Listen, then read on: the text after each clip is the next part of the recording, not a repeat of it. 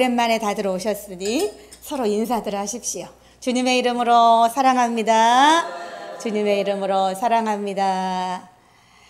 오늘은 제가 이제 설교 동영상을 매주 모니터링을 하는데 모니터링을 할 때 보면 어찌 그렇게 제 모습이 은혜롭지가 않은지, 제가 저를 보면 은혜가 하나도 안 돼서, 아니 성도님들이 이 말씀을 듣고 내 얼굴을 안 보고 말씀을 들으면 은혜를 받을 텐데 내 얼굴을 보고 말씀을 들으면 은혜를 못 받겠구나. 제가 그런 생각이 너무 많이 들었습니다. 그리고 요 몇 주 정말 더 많이 그런 생각이 들어서 제가 기도를 많이 했어요. 그랬더니 이번 주에는 이제 복에 대한 말씀을 주셨습니다. 그래서 이번 주에는 제 모습을 보고도 성도님들이 하나님의 은혜를 느끼시기를 이제 제가 간절히 기도하고 이 자리에 섰습니다. 우리 하나님은 어떤 분인가?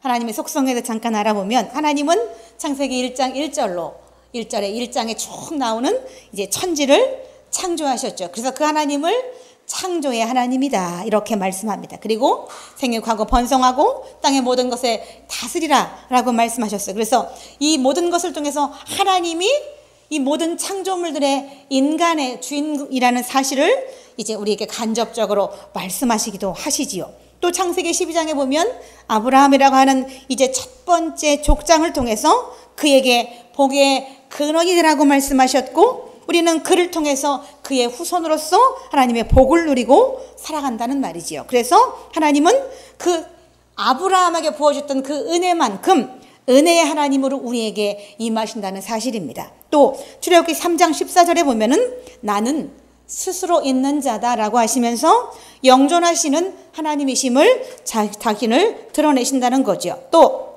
하나님은 모르는 것이 없으시죠. 그래서 전지전능한 하나님이다라고 우리는 알고 있습니다. 또 아브라함의 출애굽을 통해서, 그리고 왕이 없던 사사시대에 그 시대를 통해서, 그리고 젖과 꿀이 흐르는 가나안 땅에 통해서, 또 그 밖에 포로 시대, 포로 귀환 시대, 또 이제 그 모든 부분을 통해서 하나님은 당신이 누구인가를 드러내 보이셨습니다. 그래서 오늘도 우리는 그 하나님께 예배를 드린다라는 거죠. 이 밖에도 이 하나님의 속성은 의의 하나님, 또 삼위일체의 하나님, 이런 여러 가지들이 있죠. 그리고 우리를 죄에서 구원하신다고 하는 구원 예정설에 관한 구원 예정의 하나님, 이런 것들이 여러 가지가 있습니다. 그래서 하나님의 속성은 이보다 더 훨씬 많지만 여기까지만 서술을 하고, 이제 그 하나님께서 우리에게 오늘 어떤 말씀을 주셨는지를 우리가 다시 한번 읽어보면, 여호와는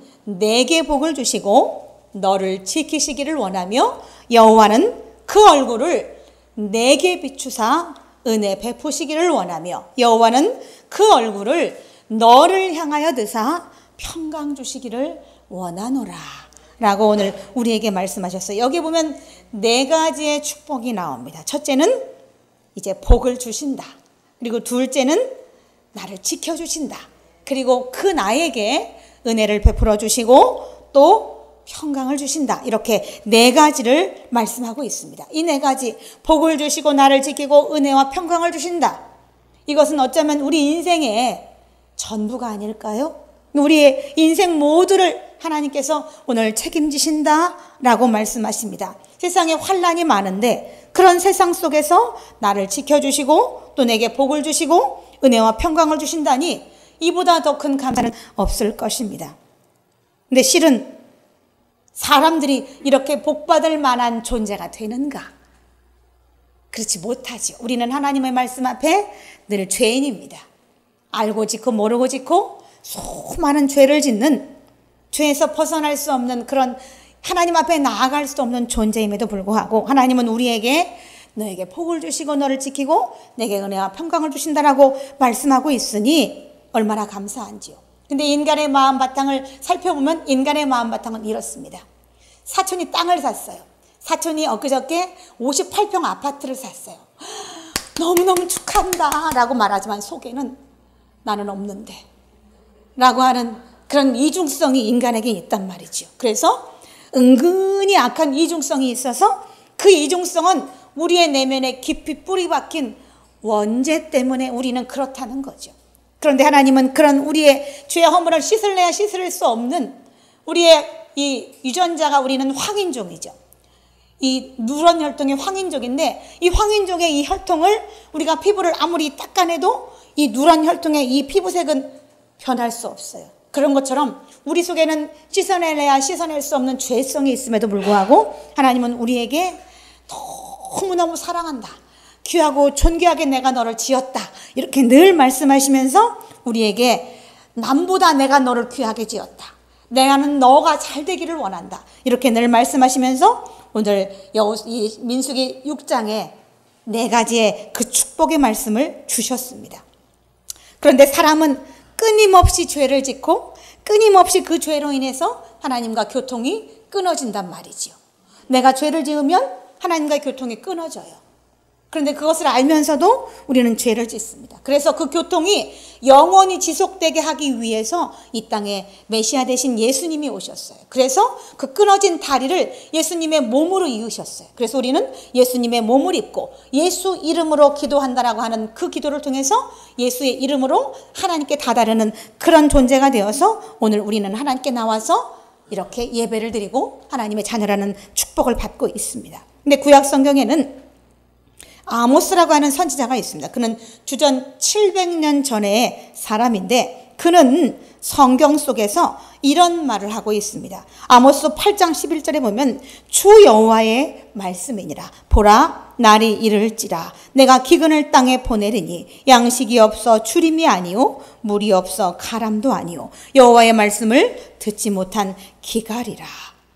아모스 선지자는 이 땅에 기근을 보낸다고 양식이 없어서 가람을 보낸다고 말합니다. 근데 그 원인이 여호와 말씀을 듣지 못한 이유라고 말하고 있습니다. 하나님 말씀에 귀를 기울여야 하는데 세상 사람들이 자꾸 하나님 말씀으로부터 멀어지기 때문에 거기서부터 그것이 원인이 되어서 세상에 기근이 온다라고 오늘 말하고 있다라는 거죠.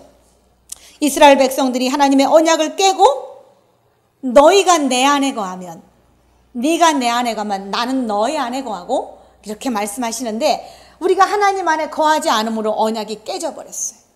언약이 깨져버려서 하나님 밖에 머물게 되기 때문에 우리에게 세상에 기근이 노출돼서 기근이 온다는 거죠. 그렇게 호세아 선지자도 호세아 4장 1절에 보면 이 땅에 진실이 없고 인애도 없고 하나님을 아는 지식도 없고 내 백성이 지식이 없으므로 망한다.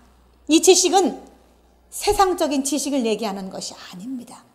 하나님이 말씀하신 진실이 없어서 망한다는 거죠. 또 하나님이 늘 말씀하시는 인애가 없어서 망한다라고 말합니다. 그리고 하나님을 제대로 아는 하나님이 어떤 분인가라고 하는 그것을 모르기 때문에 이 백성이 망한다라고 말합니다. 하나님이 어떤 분인가를 우리는 알아야 돼요. 여기 인애라고 하는 말은요, 어질고 사랑이 많다라는 뜻을 가지고 있어요. 어질고 자비롭다 이런 뜻을 가지고 있죠. 이 인애라고 하는 말은요, 깊이 들어가 보면 하나님의 불변성을 의미합니다. 하나님은 우리에게 인애하십니다. 어질고 인자하십니다. 어질고 자유롭습니다. 그것이 변함이 없어요. 그리고 이 말씀은 이제 하나님의 인자하심을, 하나님의 영원성, 불변성을 의미하기도 하지만 세상 사람 속에서도 이 인애가 적용이 됩니다. 사람과 사람 사이에, 성도와 성도 사이에, 목사와 성도 사이에, 자녀와 이 부모 사이에, 또 형제 사이에, 친구와 친구 사이에 이 인애라는 말이 적용이 되는데 그것은 인간에게는 긍휼과 친절, 또 자비, 사랑, 양보 이런 모든 것이 다 들어가는 말이 바로 인애인데 그 인애가 인간에게 많이 부족하다는 겁니다. 그래서 이 땅의 사람들이 망한다는 거죠. 그러므로 백성이 무지함으로 말미암아 사로잡힐 것이다 라고 이사야서 5장 13절에 말합니다. 이 무지함도 세상의 지식이 아닙니다. 하나님을 아는 지식이 없으므로 그 무지함으로 이 세상의 사단과 원수마귀에게 사로잡힐 것이다라고 이 선지서들은 말하고 있어요. 선지서들은 예언서를 얘기하는 건데 이 17권의 예언서 안에는 하나님을 모르는 사람들이 많으므로 그 무지함으로 인해서 우리가 세상 속에 노출되고 힘든 삶을 살아갈 수도 있다라는 거죠. 예레미야 17장 9절에는 만물보다 거짓되고 심히 부패한 것이 마음이라 라고 우리의 내면의 이 죄성을 드러내고 있습니다. 이 구약성경 후반부에 나오는 17권의 예언서의 공통적인 단어는 이런 것들입니다. 만군의 여호와의 말씀이니라. 또 주 여호와의 말씀이니라. 여호와께서 말씀하시기를 여호와의 말씀이니라. 나 여호와의 말이니라. 여호와께서 이와 같이 말씀하시니라. 만군의 여호와께서 이르시되.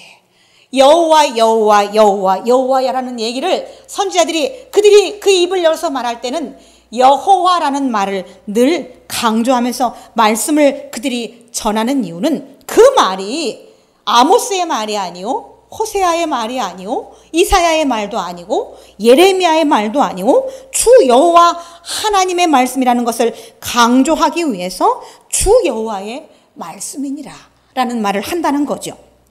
그런데도 이스라엘 백성들은 그 말에 귀를 기울이지 않았어요.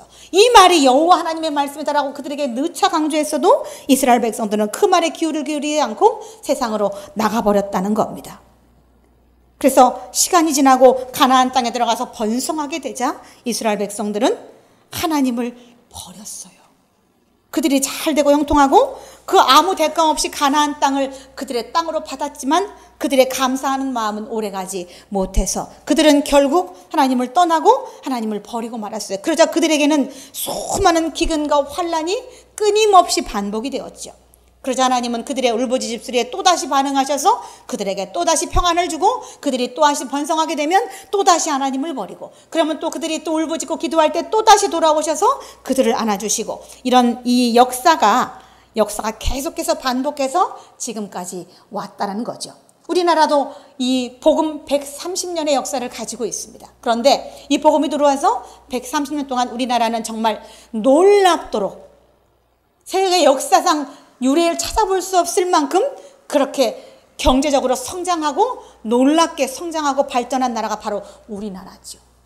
그러자 지금은 맨 처음에 1980년도, 90년도에 1200만의 개신교인을 자랑했었습니다. 그런데 지금은 개신교인이 우리 800만 명도 못 된다라고 집계하고 있을 정도로 그렇게 수많은 사람들이 이제 하나님의 복을 받자 하나님을 떠나버렸습니다. 그 가장 대표적인 예로 많은 교회들이 주일학교가 없다는 겁니다.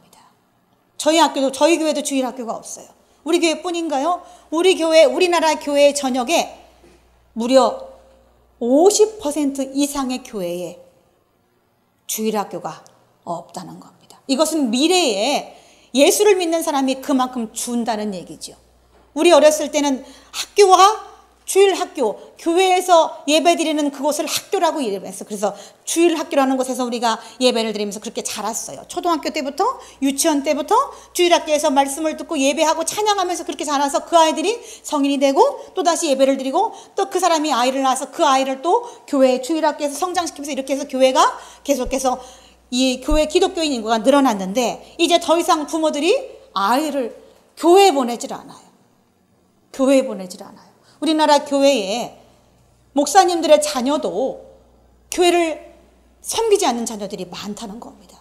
그래서 저보고 어떤 목사님들은 늘 그렇습니다. 어떻게 목사님의 자녀들은 3명이 다 그렇게 예배를 잘 지킵니까? 라고 묻는데 당연하잖아요. 이게 정말 너무 당연한 건데 나한테 그렇게 묻는 사람들이 있어요.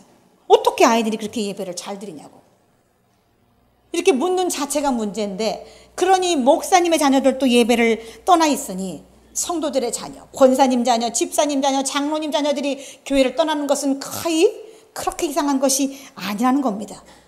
그런데 우리는 그렇게 하나님의 축복을 받고 오늘도 하나님께서는 우리에게 민수기 6장 24절 26절의 말씀에 그런 우리에게 하나님을 다 떠나는 우리에게도 오늘도 우리에게 말씀하시기를 내가 내게 복을 주고 너를 지키고 내게 은혜를 베풀고 평강을 주기를 하고 그렇게 늘 말씀하신다는 겁니다. 이사야서 11장 9절에는 내 거룩한 산 모든 곳에서 해됨도 없고 상함도 없을 것이다 라고 말씀하십니다. 내 거룩한 산 모든 곳에서 이 말씀은요 내 안에 머무는 모든 곳에서 상함도 없고 해함도 없을 것이라는 얘기입니다. 하나님 안에 거할 때 그 안에 어느 곳에 있든지 간에 상함도 없고 해함도 없을 것이다. 그런데 하나님 안에 이 범주를 떠나면, 이 밖에 나가면 해함도 있고 상함도 있다라는 얘기예요. 이 얘기는 역으로 얘기하면. 그래서 우리는 이 거룩한 산 모든 곳에 거해야 돼요.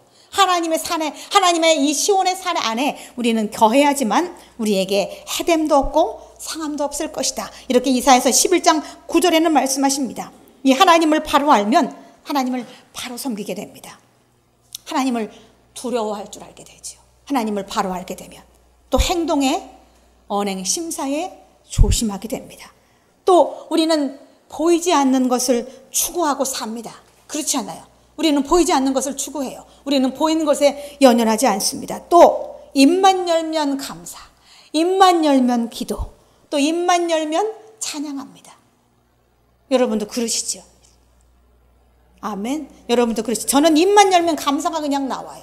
입만 열면 기도하게 되고, 입만 열면 찬양이 나오고, 우리 아집사람도 입만 열면 찬양해요. 그래서 집에서 다른 무슨 일을 할 때도 컴퓨터에 늘 찬양을 틀어놔요.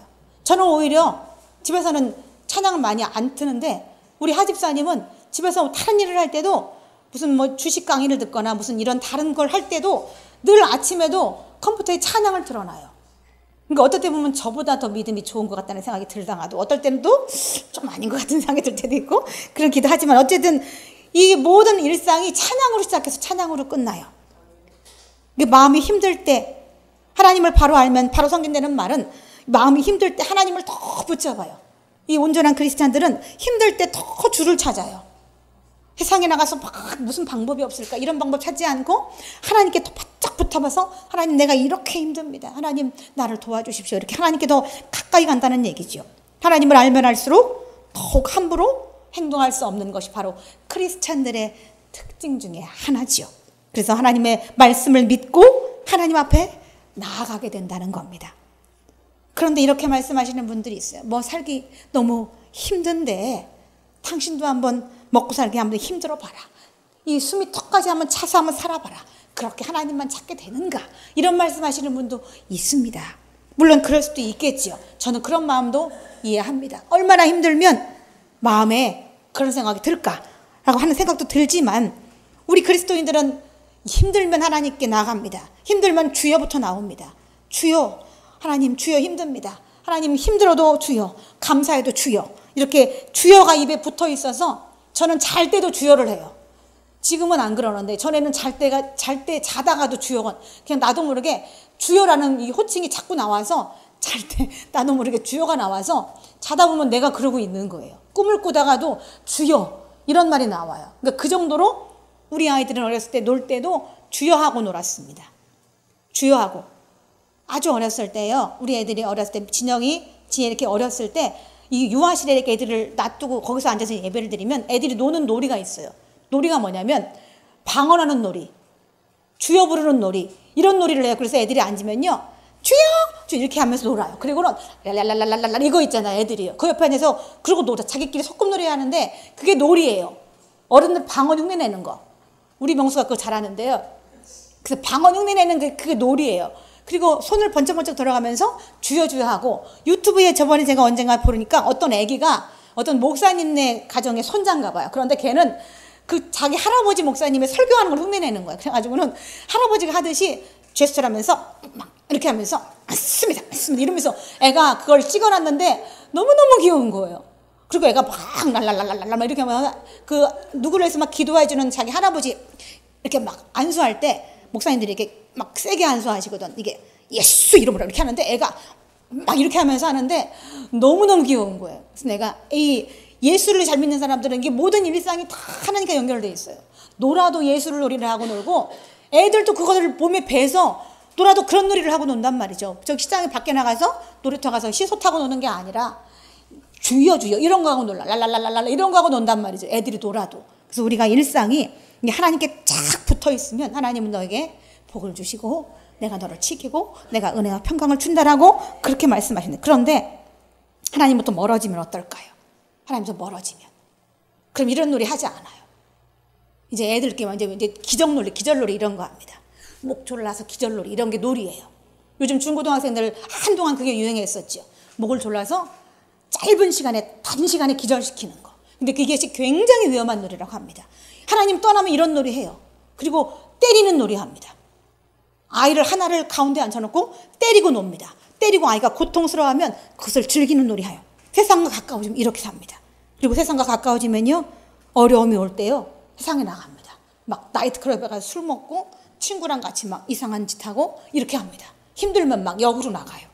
그리고 험한 세상에서 하나님 없이 살아가면 어떨까요? 한 10배는 힘들어요. 10배는. 하나님 없이 살아가는 게 쉬울까요? 하나님이 그냥 두시면 우리는 이 위험에 노출되어 있기 때문에 10배? 아니 더 될 거예요. 한 100배는 더 힘듭니다. 우리가 지금 일상 속에서 힘들다라고 느끼는 거는요, 하나님이 우리를 지켜주시기 때문에 그만큼밖에 안 힘든 거예요. 근데 우리는 그것도 힘들다라고 맨날 하나님께 하나님 힘들어요 막 이러는데, 그 정도 힘든 것은 하나님이 늘 하나님 품에 싸고 있기 때문에 그 정도밖에 안 힘든 거예요. 그러니까 여러분 그것도 감사하시기 바랍니다. 이 하나님은 우리가 하나님을 향해서 이 눈을 향하고 있을 때 역사하십니다. 그래서 믿음의 기도는 병든 자를 낫게 한다고 하죠. 의인의 간구는 역사하는 힘이 크다라고 말씀하십니다. 우리가 하나님을 소중히 알면 하나님도 우리를 소중히 합니다. 하나님도 우리를 소중히 합니다. 이 매 정해진 예배, 또 교회 일상, 이런 것이 평범하고 지루합니다. 어떨 땐 저도 지루해요. 저도 수요 예배 드릴 때 어떨 땐 지루할 때 있어요. 왜냐하면 너무 평범해서 주보대로 그냥 쭉 예배를 드리면 예배가 끝나잖아요. 그래서 저도 어떤 때는 평범하고 좀 지루하다라고 느낄 때가 있는데, 이게 별거 아니기도 합니다. 느껴보면 이게 별거 아니잖아요. 수요일날 고작 해봐야 1시간 정도 예배 드릴까요? 또 금요일에 해도 1시간이면 예배 끝납니다. 그래서 이게 별거 아니고 그냥 일상적인 거로 생각이 될 수 있지만, 하나님은 이 일상적인 것을 지키려고 노력하는 자들, 이런 자들을 통해서 역사하십니다.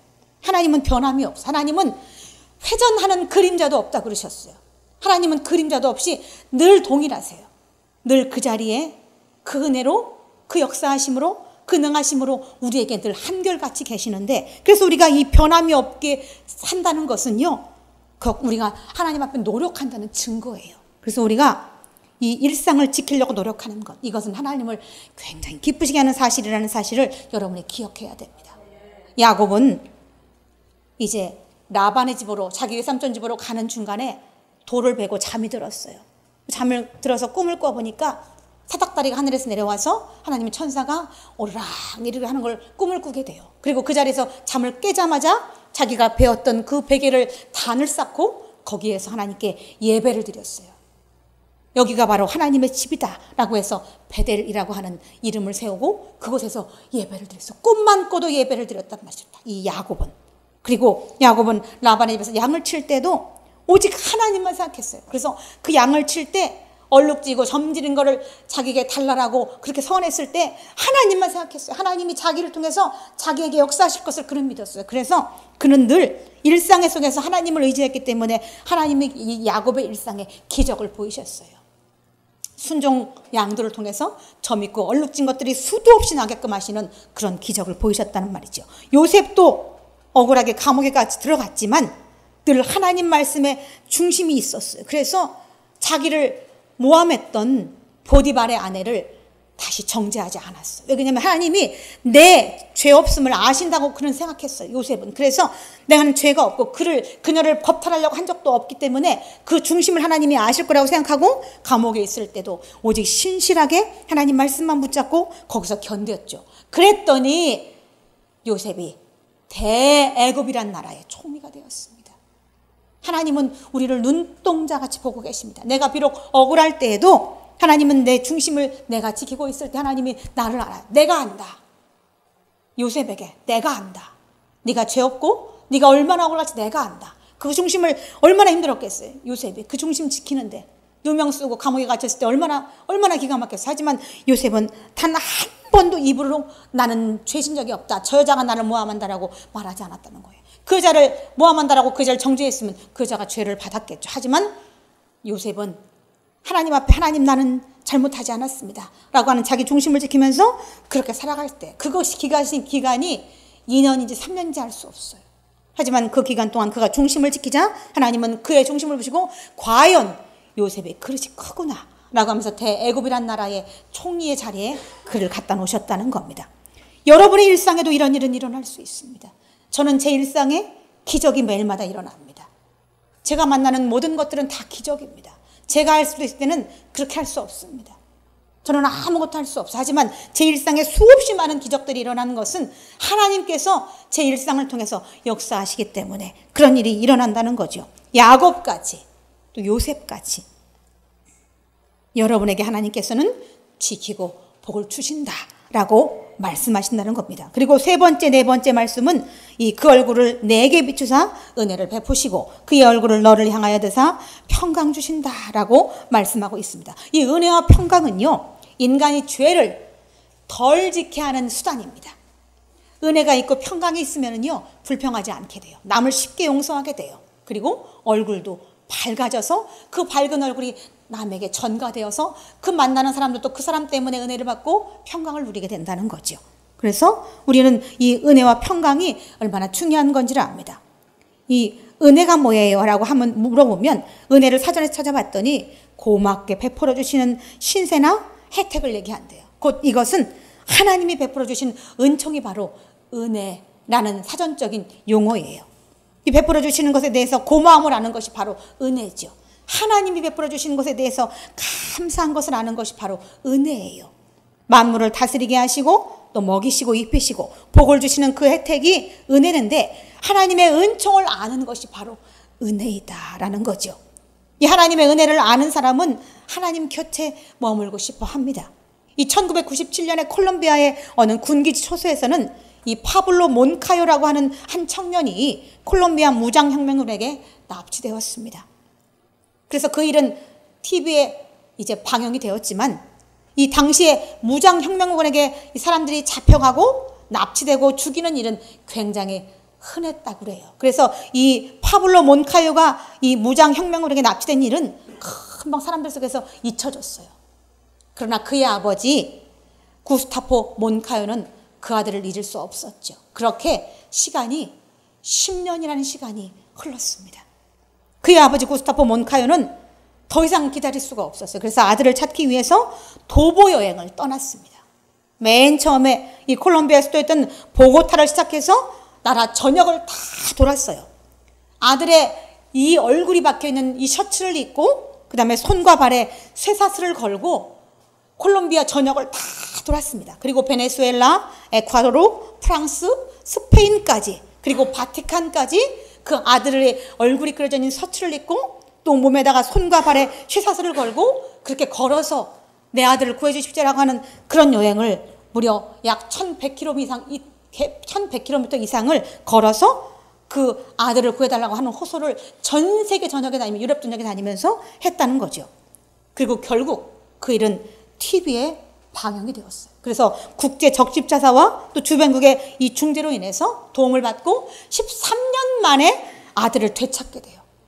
아버지가 이 아들을 10년 뒤에 찾기 시작하지 않았다면 아들은 아마 영원히 돌아오지 못할 수도 있었을 거예요. 그런데 이 아들을 찾기 위해서 아버지가 콜롬비아 전역을 다 돌고 베네수엘라, 에콰도르, 프랑스, 스페인, 바티칸, 로마까지 그 아들을 찾기 위해서 그 집념 하나로 아들을 찾겠다는 그 마음 하나로 그가 돌아다닐 때 하나님께서는 그들에게 역사하셨다는 거죠. 이것은 곧 이 기적이죠. 이 이 콜롬비아 이 혁명군이 아이들을 납치해 가면 그 아이들을 죽이는 것이 다반사였다고 그래요. 그런데 10년이 넘도록 아이가 죽지 않고 13년 만에 결국 살아서 그 아이 부모에게 돌아갔단 말이죠. 근데 여기서 잠깐 중요한 것이 있어요. 이 파블로 몬카요하고 구스타포 몬카요는요, 크리스찬이었다는 거예요. 그래서 이 파블로 몬카요는 잡혀가서 그 10년 넘는 시간 동안 단 한 번도 하나님을 잊어본 적이 없대요. 자기가 다시 이곳에서 나갈 수 있을 거라는 소망을 가지고 기도했다는 거예요. 그리고 그의 아버지 구스타포 몬카요도 10년이 넘는 동안 아들을 기다리면서 오직 하나님께 내 아들을 하나님 다시 돌아오게 해주십시오 하는 기도를 단 한 번도 잊어본 적이 없다는 거예요. 그래서 그들의 기도를 통해서 하나님은 결국 13년 만에 그들에게 역사를, 기적을 보이셨다는 겁니다.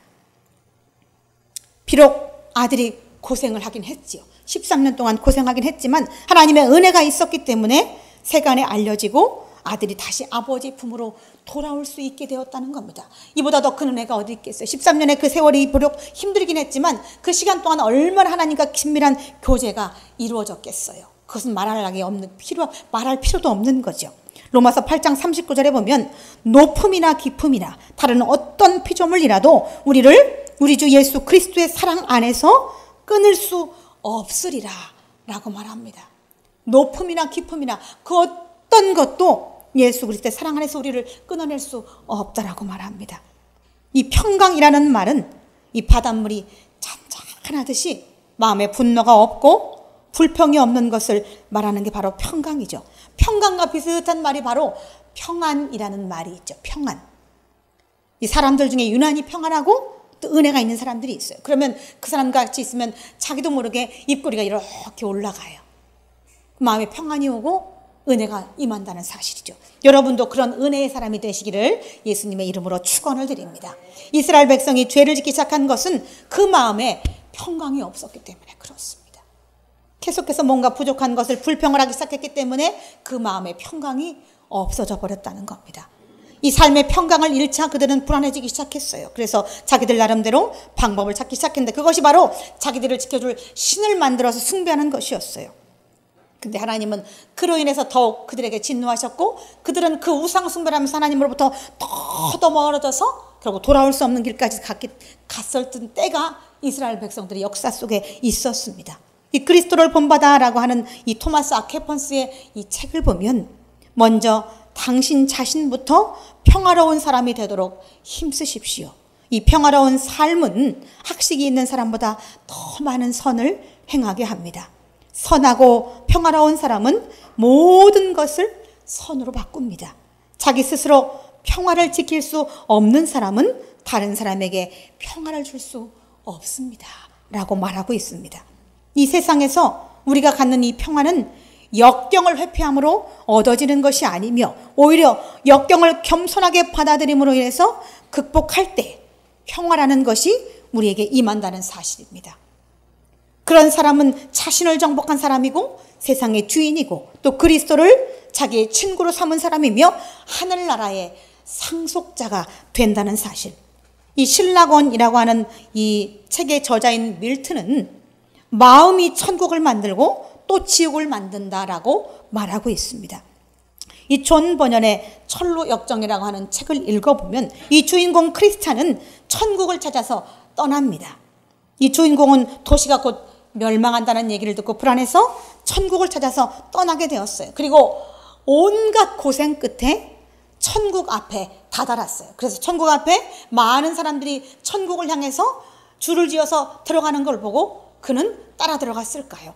그는 따라 들어가지 않았어요. 그때 많은 사람이 줄을 서서 천국을 향해 들어갈 때 그는 깨달은 게 하나 있었어요. 그것은 곧 무엇이냐면 크리스찬은 자신이 하나님과 함께 있다면 바로 그것이 천국이다라는 사실을 그 천국을 향해 들어가는 사람들을 보면서 그때서야 깨닫게 되었어요. 그래서 그는 그 천국에 들어가지 않고 자기가 살고 있는 그 땅에서 천국을 이루면서 살았다는 얘기가 바로 철로역정이라고 하는 책의 내용입니다. 마음 짓기 나름입니다. 마음이 천국을 만들기도 하고 마음이 지옥을 만들기도 한다는 겁니다. 우리나라의 길조로 알려진 까치라는 새가 있죠. 그런데 이 까치가 이 프랑스에서는 흉조라고 합니다.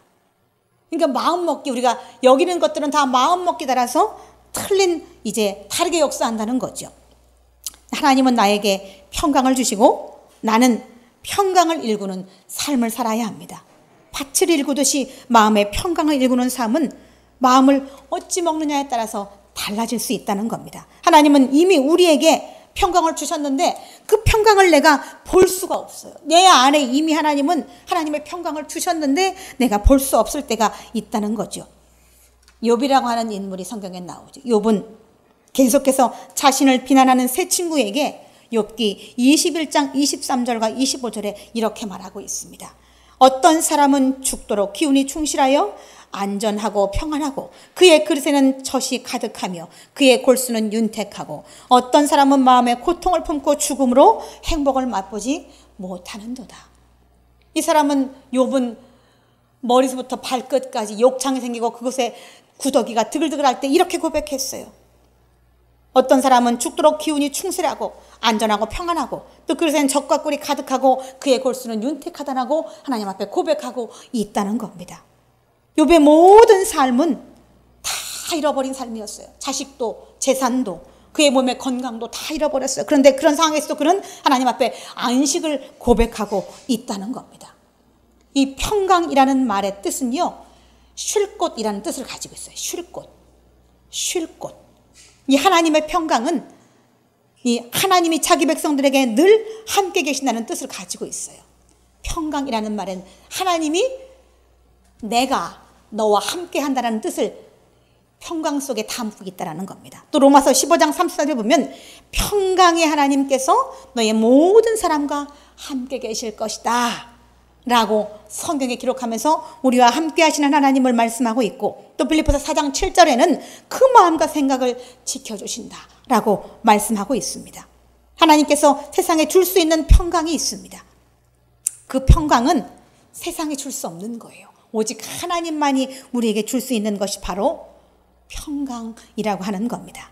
우리 오늘 본문을 다시 한번 뜻을 새겨가면서 한번 읽어볼까요? 여호와는 내게 복을 주시고 너를 지키시기를 원하며 여호와는 그의 얼굴을 내게 비추사 은혜 베푸시기를 원하며 여호와는 그 얼굴을 내게로 향하여 드사 평강 주시기를 원하노라. 이런 축복이 여러분에게 가득하시기를 예수님의 이름으로 축원을 드립니다. 다 같이 기도하시겠습니다. 하나님 아버지, 하나님의 은혜를 참으로 감사합니다. 내게 복을 주시고 너를 지키고 내게 은혜와 평강을 주신다고 하셨으니 하나님, 우리가 늘 하나님 안에 머물게 하여 주옵소서. 감사와 영광을 드리며 우리 구주 예수 그리스도의 이름으로 기도드리옵나이다. 아멘.